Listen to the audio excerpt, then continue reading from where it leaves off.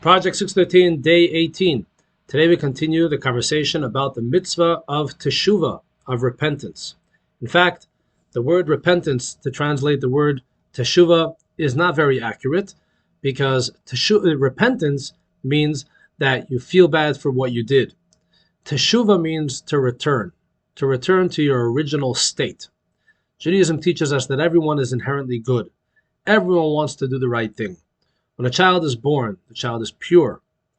But life does its thing. Life takes its toll. And people make the wrong decisions and they do the wrong things. And when a person realizes that they have erred, a person realizes that they made a mistake, they've been on the wrong path, they don't have to reinvent themselves. They don't have to become a different person. They just have to return to their original settings, to return to God. The Rambam describes the concept of Teshuvah as something not only that you're returning to your original state, but it's also an expression of a deep and important strength that is revealed as a result of Teshuvah. When a person makes a mistake, that's an illustration of their weakness. When a person realizes their mistake and changes their mistake, that is an expression of a great strength. How do we know if the Teshuvah was a complete Teshuvah?